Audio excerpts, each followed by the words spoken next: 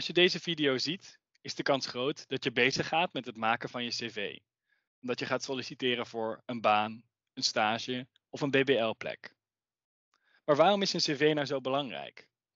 Een cv is jouw visitekaartje, jouw eerste indruk voor een werkgever. En een werkgever ziet heel veel cv's, dus het is belangrijk dat jij opvalt tussen de rest.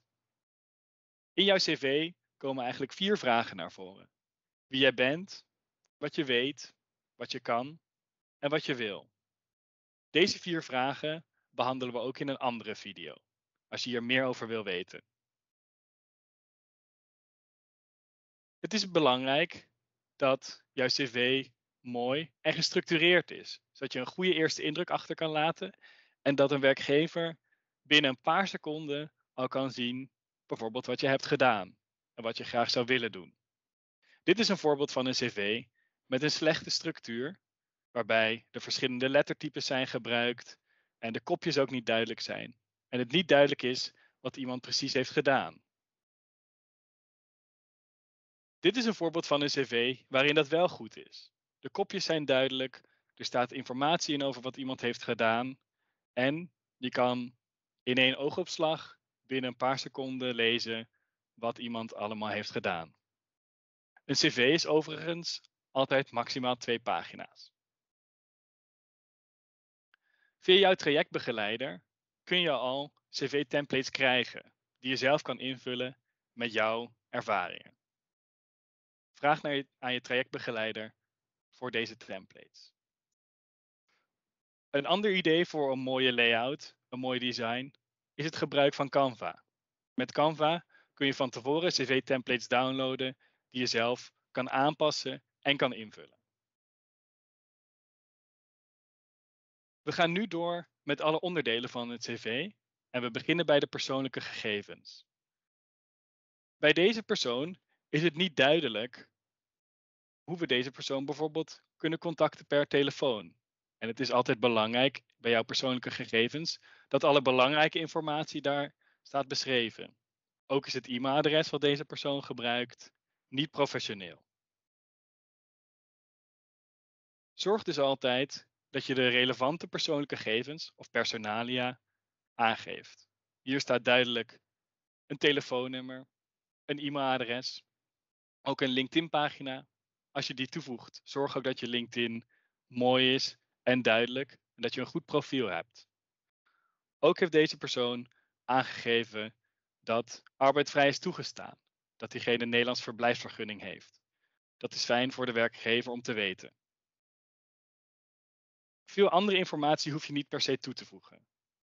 Je mag je nationaliteit toevoegen, maar dat hoeft niet. Ook je burgerlijke staat en het aantal kinderen dat je hebt kun je toevoegen aan persoonlijke gegevens, maar dat hoeft niet.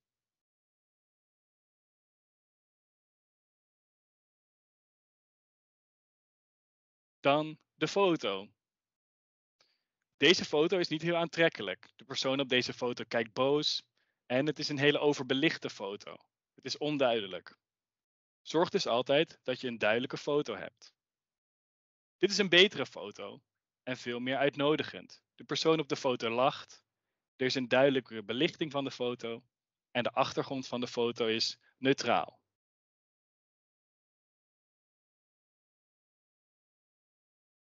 Dan het persoonlijke profiel. In het persoonlijke profiel kun je in ongeveer 3 of 4 regels aangeven wie jij bent en wat je wil. Dit is geen goed voorbeeld, omdat hier alleen staat dat iemand heeft gestudeerd en naar wat voor baan deze persoon op zoek is. Maar we willen toch net iets meer weten van deze persoon. Dit is dezelfde persoon, maar dan met een uitgebreider profiel. Het staat bovenaan het cv omdat het eerste is wat de werkgever leest. En het is duidelijk waar deze persoon een passie voor heeft, voor computers. En waar deze persoon goed in is. Hij bijt zich graag vast in vraagstukken en gaat door totdat hij het opgelost heeft. En als laatste is het ook belangrijk om te lezen waar deze persoon naar op zoek is. Een baan in de techniek waar hij kan blijven leren en doorgroeien.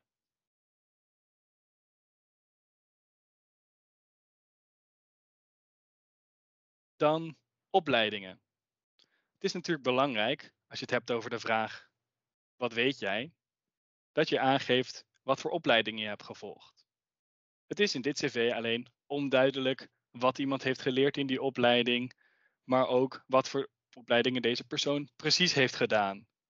Wat heeft deze persoon gedaan op de universiteit en wat was bijvoorbeeld een kortere opleiding, een cursus.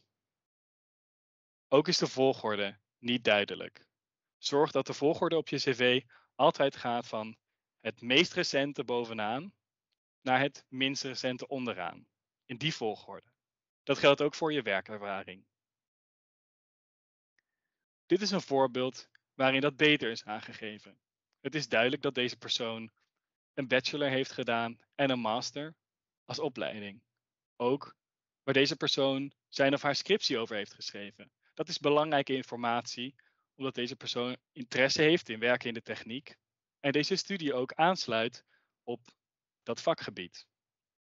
En apart heeft deze persoon aangegeven wat voor cursussen hij heeft gevolgd. Dus cursussen zijn kortere opleidingen die niet bijvoorbeeld een opleiding zijn via de universiteit. Dus bijvoorbeeld een korte computercursus of de Nederlands cursus. Als je een diplomawaardering hebt, geef dat dan ook aan je cv, zoals je kan zien onder het kopje Bachelor Rechten.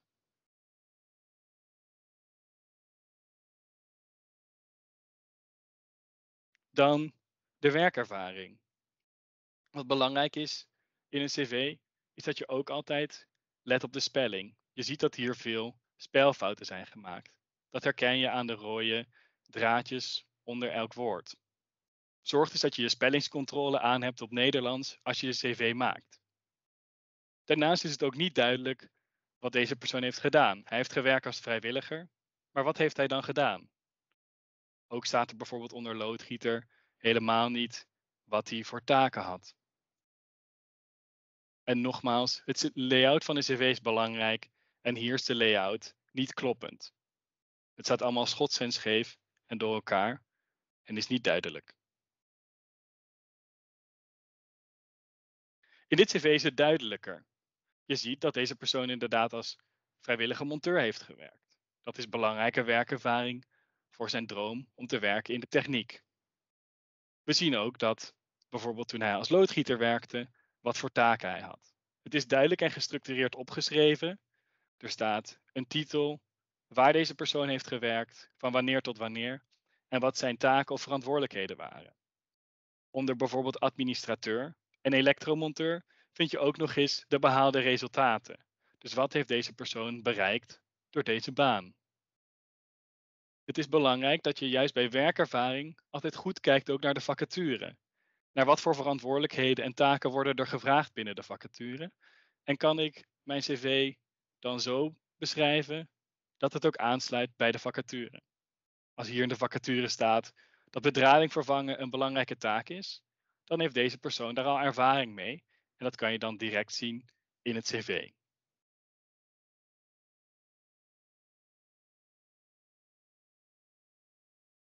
Dan nevenactiviteiten. Nevenactiviteiten zijn activiteiten die je hebt gedaan naast je baan of studie, vaak op vrijwillige basis. Dus deze persoon heeft waarschijnlijk ongeveer 1 dag per week gewerkt als ambulancemedewerker. Ook hier is het weer belangrijk dat je aangeeft wat je hebt gedaan, wanneer je dat hebt gedaan, waar je dat hebt gedaan en wat jouw taken waren. Nu is het voor de werkgever veel duidelijker wat voor verantwoordelijkheid deze persoon had toen hij werkte als ambulancemedewerker.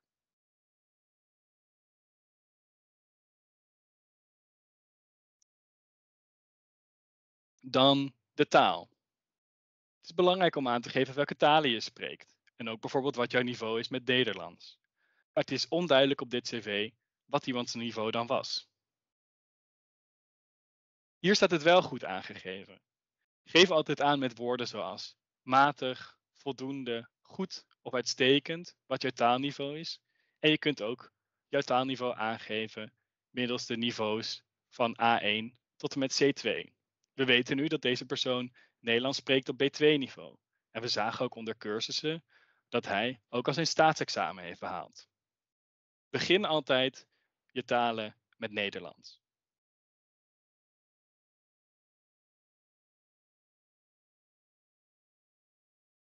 Dan interesses. Interesses laten een andere kant zien van jou. Je hebt misschien hobby's waar je geen werk in hebt, maar wat je wel belangrijk vindt om te doen. Dit is dus een mooie toevoeging op je cv. Maar wees hierin wel specifiek. We zagen bijvoorbeeld bij de vorige persoon dat hij houdt van sporten, maar geef dan aan wat voor sporten je interessant vindt, zoals bijvoorbeeld zwemmen. Daarnaast stond er ook dat deze persoon houdt van lezen. Ook dan, geef aan wat je dan interessant vindt aan lezen. Deze persoon houdt van lezen over poëzie en lezen over politiek.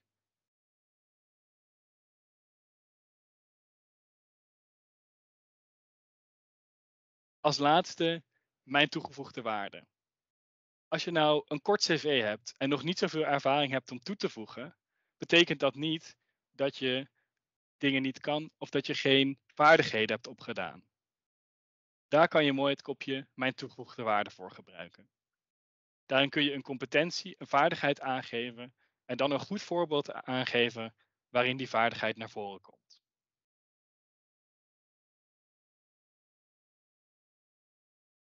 Dit was een korte uitleg over hoe je jouw cv maakt.